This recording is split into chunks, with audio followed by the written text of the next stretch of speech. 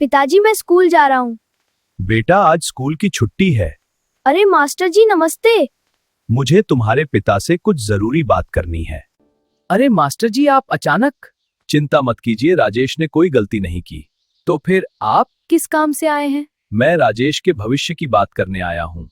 आपका बेटा पढ़ाई में बहुत तेज है, इसे शहर भेजना चाहिए, लेकिन मेरे पास पैसे नहीं हैं।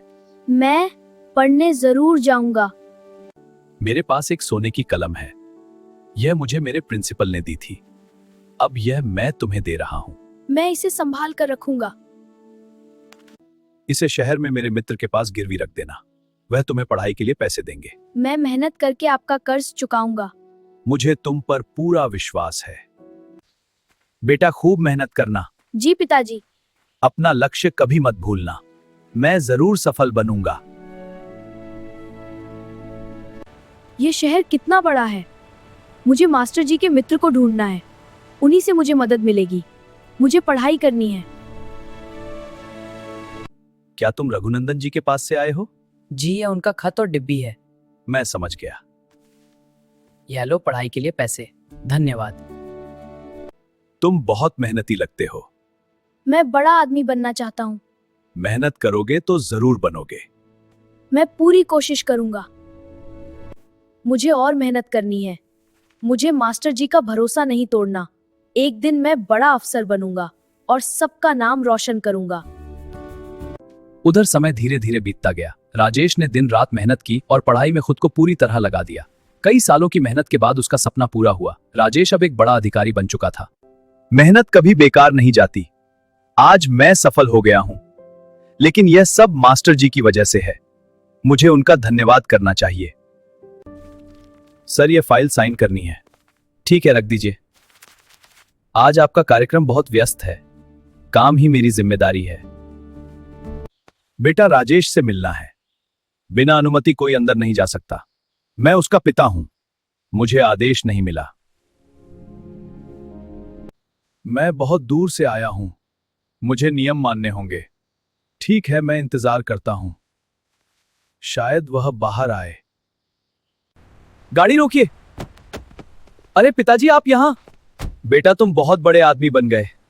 आप मेरे लिए हमेशा सबसे बड़े हैं। तुमने इन्हें क्यों रोका? मुझसे गलती हो गई सर। आज के बाद किसी को भी मिलने से मत रोकना। जी सर, अब ऐसा नहीं होगा। बेटा जो भी मिलने आए उसे सम्मान देना। कभी कोई मजबूरी में ही मदद मांगने आता है। आप बिल्कुल सही कह रहे हैं, मैं हमेशा यह बात याद रखूंगा। पिताजी गांव के क्या हाल है? मैं तुम्हें एक जरूरी बात याद दिलाने आया हूं। कौन सी बात? तुम्हें वह सोने की कलम याद है? इन्हें मास्टर जी का कर्ज चुकाना था। अरे मैं तो उसे बिल्कुल भूल गया। मुझसे बहुत बड़ी गलती हो गई। चलो अभी चलते हैं। मुझे तुरंत उनका कर्ज चुकाना है। सही समय पर याद आ गया। मैं देर नहीं करना चाहता, जल्दी चलो। नमस्ते, मैं राजेश हूं। मुझे याद है बेटा, मैं पैसे लौटाने आया हूं। तुम बहुत ईमानदार हो। ये मेरी डायरी है, सारे पैसे इसमें लिखे हैं।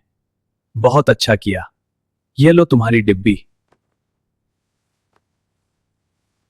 ये डिब्बी खाली क्यों है? सोने की कलम कहां गई? क्या आपने इसे रख लिया? पहले यह खत पढ़ लो। इसमें लिखा है, लड़के को जितने पैसे चाहिए दे देना, मैं खेत बेचकर पैसे चुका दूंगा। मास्टर जी ने मेरे लिए खेत बेच दिए। मुझे पता ही नहीं था, उन्होंने मेरे लिए इतना बड़ा त्याग किया। मैं उनका कर्ज कैसे चुकाऊं? बेटा शांत हो जाओ। मास्टर जी महान इंसान थे, उन्होंने अपना कर्ज पहले ही चुका दिया था। फिर खेत खरीद लेते हैं। अब बहुत देर हो चुकी है। 2 दिन पहले उनका निधन हो गया। क्या? काश मैं उनसे मिल पाता। मुझसे बहुत बड़ी भूल हो गई। बेटा उनका सपना याद करो, गरीब बच्चों को पढ़ाना। हाँ पिताजी, मैं यही करूंगा। बच्चों पढ़ाई बहुत जरूरी है। सर हम भी आगे बढ़ना चाहते हैं। मेहनत करोगे तो जरूर सफल होगे। जी सर। ज्ञान सबसे बड़ा धन है। इसे बांटने से यह और बढ़ता है। हम खूब पढ़ेंगे। यही असली सफलता है।